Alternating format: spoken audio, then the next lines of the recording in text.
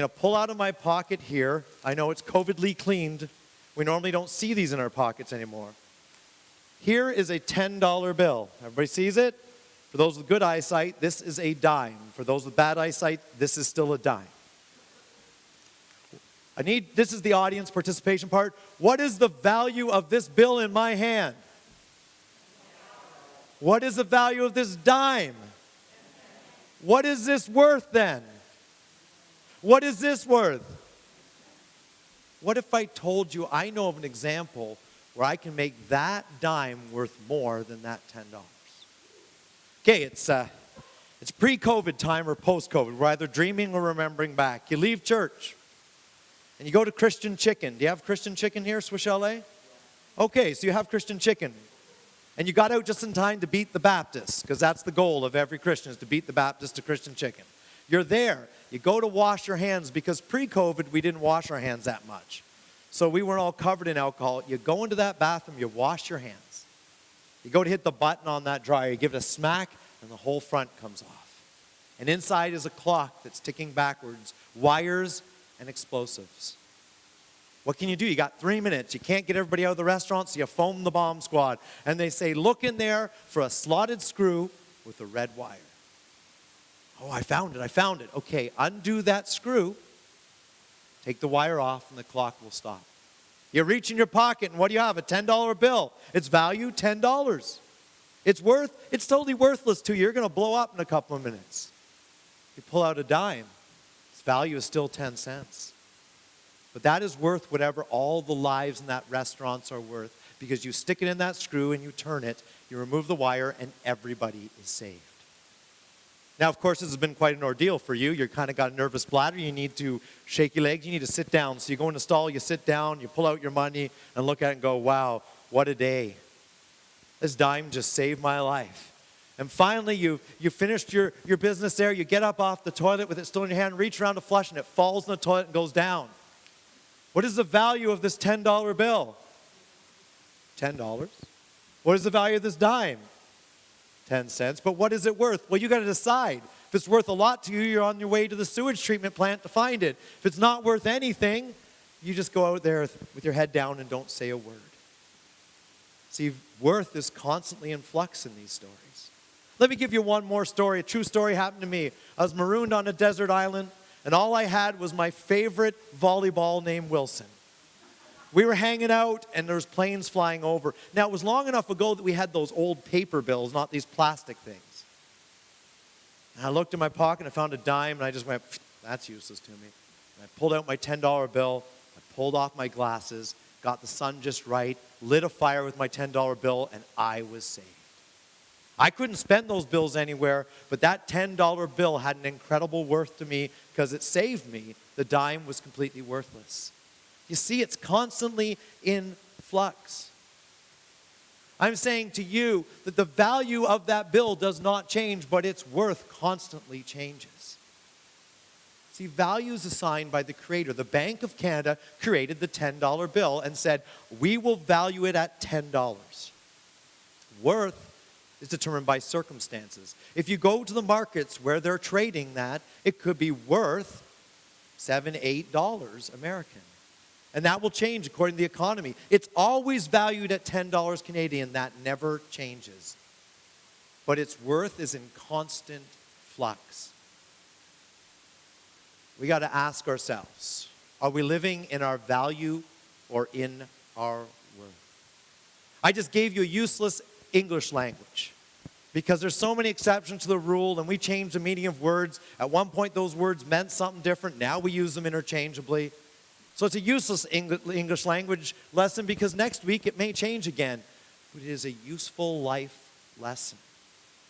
Are we going to live in the constant flux of what we think we're worth, or are we going to live in the value that the Creator of the universe gave us, which cannot be changed by anything we do? John 3:16. We know it. We rhyme it off, but do we think about it? For God so loved the world that he gave his one and only Son. Love, in the terms of true love, is a value statement. God's love does not grow or shrink. God so loved the world, God so valued this world that he gave up his son for you. That's something we need to focus on. We know the verse, but I think sometimes we're convinced that, well, God may not love me as much today because I messed up. God did not give his son based on your worth. He gave his son based on your value, which cannot be changed. From the moment he spoke humanity into existence, he valued us, his creation. That will never, ever change. I want to go to Romans chapter 5, verse 8.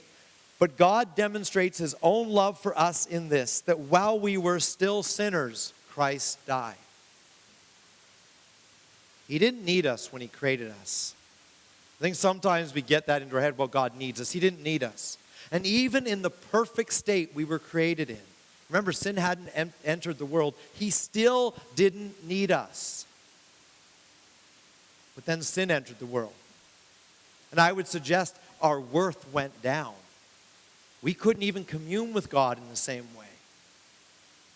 We need to remember that while we were worthless, stuck in our sin, Christ died for us because we had value that could not be changed by sin. While we were imperfect, God valued us. But actually, we were kind of worthless, weren't we? God cannot look on sin. It required the blood of Jesus Christ for God to look at us. And yet he valued us so much that instead of saying, you dirty sinner, he said, here's my son. You can be a cleaned sinner. You can be made clean. Value versus worth. How are we going to live it? Well, let me tell you, the biggest problem I run into in churches I transition is most churches end up living in what they are worth. Most churches have feelings about who they are. Most people do too. People live based on their worth. How much do you make? How big's your house? What do you do for a living? Are you in charge of lots of people? Worse still is most pastors now live in their worth. They get outside their calling and want to be worth something. They want to be admired. Most leaders end up leading in churches because of their worth. They may go in with the right motives, but what ends up happening is, I find in churches I've been in, the guy sometimes who ends up the chairman of the board ends up there not because of calling or ability, but because they want to be in charge of something because they're not in charge of something anywhere else. That is not the way it works. Our value from God is our calling. He prepares us. He gives us the abilities to do things, but when we're doing it to make ourselves feel good, we will fail. Now, if the church is made up of people who are in search of worth, then a church will define itself by what it's worth. A church will find itself lost in the pursuit of being a bigger church, a more famous church, a more important church to the rest of the world, and they'll change the message. They'll rewrite the Bible because all they want to be is popular. Let's go back to what we do in church. If I am saying yes or no to someone asking me to do something at church, and all I'm worried about is what I'm worth, there are only two ways to look at it. One, I don't think I'm worth enough to do it, so I say no, which means God actually isn't strong enough to make me into the person I need to be.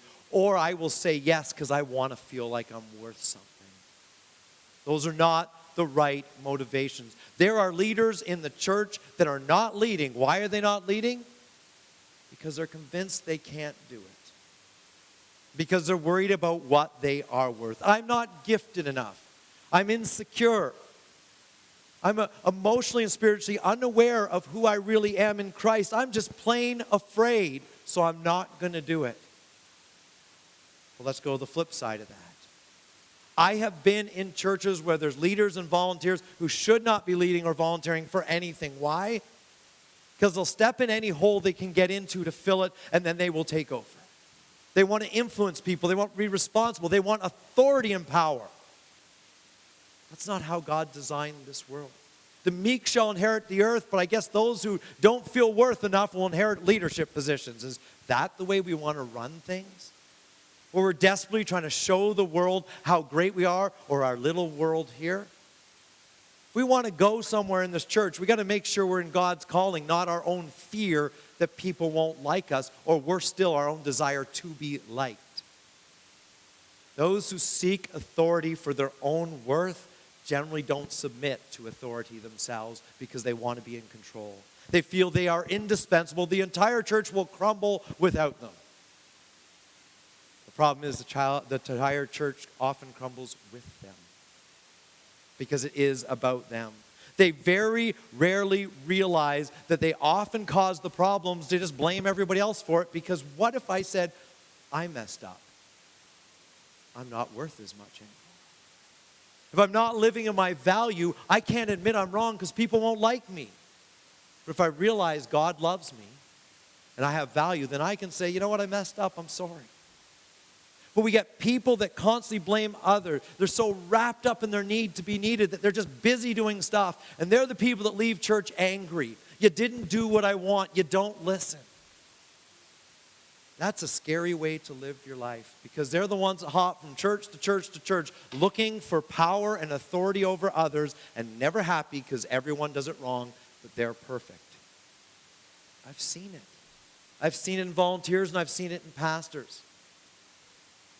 People will walk out that door going, you can't live without me, and then they're angry if the church survives without them because everything they are is wrapped up in being needed, and everything's wrapped up in their own sense of self-worth. And the people that do stay burn out because they're so busy trying to prove how good they are, they don't take a break. And they're doing things in their own abilities, not in the power of the Spirit of God that gives us abilities beyond our own capabilities. They are working to prove something when God's saying, let me do it. I am powerful. I will use you. I will empower you. You have value. I will never ask you to do anything you can't do, but I will empower you. You can't live that way. Let me tell you right now, pastors are the exaggerated version of leaders and people in the church. Think about it. You are doing volunteer work. You have other things in your life like a job or whatever you do that gives you some sense of pride in what you're doing. A pastor is doing the same things you're doing, but it is their job. We get messed up and worse than anybody else. My worst experience in transitional ministry is with pastors who can't let go. Or pastors who shouldn't be pastors at all. What have we done? In the Christian world, we have the corporate ladder and the pastors at the top.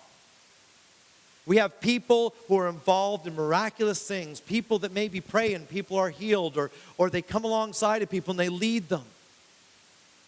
And now we feel, well, if I'm really worth something, it's not that that's important. I got to be a pastor. I worked for a pastor who had the gift of healing, but he did not have the gift that goes along with leadership or pastoring. But he became a pastor. And everything he touched, he ruined. Because in his mind, he had to be a pastor to be worth anything. The problem was he was not a true leader. He was one of those people that blamed everybody. If it went wrong, you could see his fingerprint all over it, but it was someone else's fault. Because instead of working in the value that God gave him, this is a man who is working at his regular job before he became a pastor, hears a scream, walks out, and there's a baby not breathing. He lays his hand on that child, prays, that child breathes again, and he walks away. No one even knew who he was except he told his church what happened. And yet he went from that humble, no one knows who I am, to having to be a pastor. He went from being effective for God to becoming someone seeking approval of others. That's not what we need. God does not call us to serve our own worth, to make ourselves look good. Worship pastors, youth pastors, great at that job. And yet very few of them can get it through their head that just because you can do worship doesn't mean you can be a pastor. Doesn't mean you can be the lead or senior pastor. Just because you can work with youth doesn't mean you can preach a sermon every Sunday morning. But the corporate ladder says if I want to survive, if I want to make enough money, if I want to be respected in this world, I have to be the lead pastor. There are more worship and youth pastors that have moved from that bottom rung, and it doesn't really exist. It's not the way God looks at it, but the way they look at it, moved up and out of ministry. Because God did not call them to do that. God valued them so much, He gifted them to deal with youth. He gifted them in worship, but they had to move their way up the ladder. Then they seek themselves, often become destructive, often blame everyone else, often say they're burnt out because they're working in their own power to prove their own value. And the worst part is I've run into more pastors trying to prove to their family and their peers that they have some type of worth. Is that the reason you want to be in ministry? Jesus said some of you will have to leave your family. Some of you will be separated from your family. If our biggest goal is to get the approval of our family, then it isn't to get the approval of Jesus. If we want to prove we're worth something, we will change the gospel, we will change our behavior, we will blame everybody, and pastors can be the worst for this. And I've had to deal with that. I've had to recognize that I need to leave this church, and if you hate me and I've said the right thing, I am living in my value. If you hate what I say to you today, and it's of God and true, and I change it next week, then I'm living in my own worth. I'm living for me. We are called to follow Jesus even if no one else does. When we live in our own personal worth, as pastors, as people in the church, we run into a problem, don't we? There's nothing constant. Remember, value is constant. Following God should be constant. Worth is in flux, so we change our message. We change how we behave. If you see someone that's blaming everybody around them that's in authority, most likely they're trying to make sure they look good. Never throw anybody under the bus. That's my motto. There's always something as a leader I can do better so that other people don't fail. That is my rule. Why? Because it isn't about making me look good. Now, I don't get up here and play the piano and hope for a lot of mistakes either. I'm not going to do a poor job. But it means that my goal is not to make me look good, but to help you to focus on God, because that's where my value comes from. That's where my talents come from. That's where my giftings come from. But let's go a step further. We often say the church is not the building, it's the people. Therefore, this church is made up of people who may be caught up in seeking their own worth instead of their value. It's the human way. I'm not trying to insult you. I'm just saying that's the way it is. That means the entire Covenant Alliance Church could define itself by its worth. We're going to have to ask some tough questions. I'm going to start this morning with this. First, it's a statement. You were told that you needed to sell your church so that you could be a portable church and more effective in ministry. I'm assuming that's correct because I've heard it from more than one. If we become a portable church, that's our calling in our ministry. So here's the question. Now that you didn't sell the church, are you not worth as much anymore? Have we become a defeated, rudderless church because we've been told we are worth something if we're this and we're not worth it if we're not that? I'm not saying about keep the church or not. I'm saying have we got so tied up in our worth that what we do becomes so important that when it doesn't work out, we become worthless? I was thinking about that when the deal fell through, and we knew it fell through, and the church, I know, was told over and over again, that's what God wants us to do. How many of you thought, how do we serve God now because we couldn't sell the church? Tough one. Here's another question. You're a small church. According to every book I've ever read on churches, if you're not 5,000 people, you're just not worth anything. I think you've read the books. All of them are how to grow your church into this huge mega church. Are we worth something or not? Well, is that the question? Are you thinking to yourselves, we're a small church, so we're not worth anything? Or are you thinking we have value in God? God calls us and all the churches the bride, His bride. That's a value statement. If my marriage was based on how I felt all the time, we wouldn't still be together. I value my wife. So whatever goes on, I may think she's worth more or less at that moment, but she always has the same value to me. I'm not great at that. I'm lying. I should be that way. I'm not that perfect. I wish I was. But the point is, God uses the metaphor of marriage constantly as description. If we look at marriages that last, they're the ones that say, I value you regardless of how you make me feel about me and how I feel about you.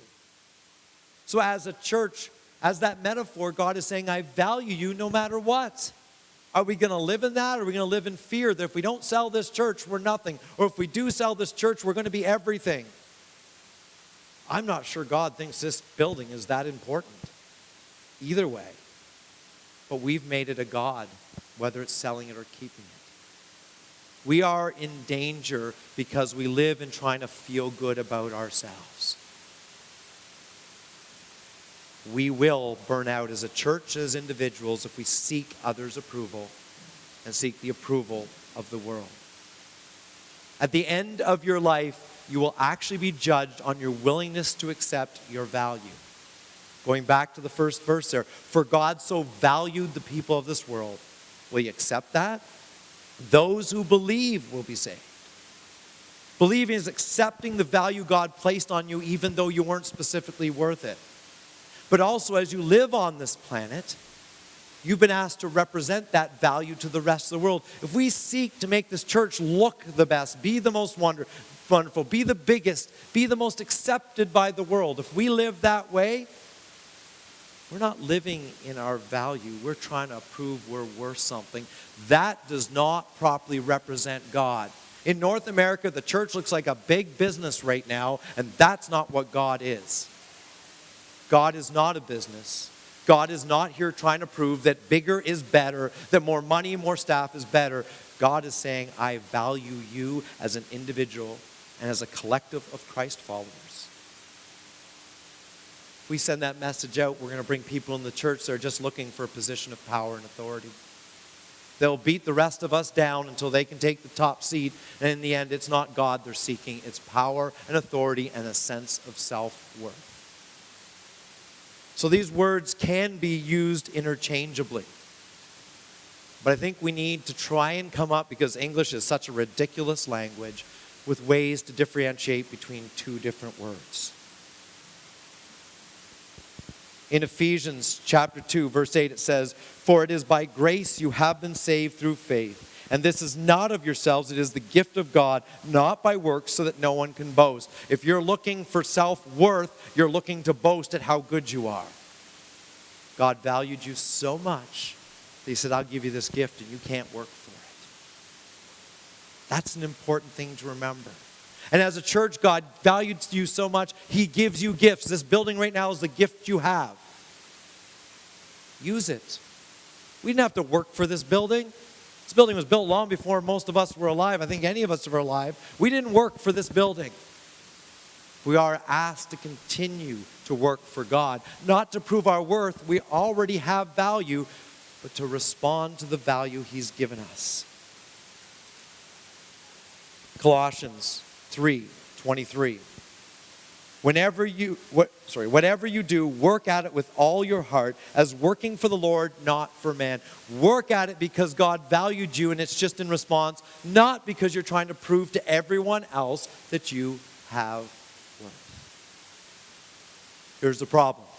When we re-enter the everyday real world, these words mean the same thing again to us. It kind of falls apart, doesn't it? Because people use them interchangeably. We even use them interchangeably in the things we say. So I leave you with this piece of advice. If God defines you, then your value and worth are identical. Because God gives you value, and what you are worth to God is identical because he defines it. But if you define you, then you are seeking worldly worth and not the true unchangeable value that you have. If God gives you your identity, then you have worth.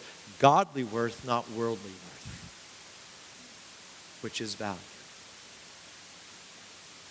I think it's time that we reflect and say, God, if I've been trying to prove to the world and to myself I'm worth something, am I willing to humbly accept that you love me no matter what, that I have value?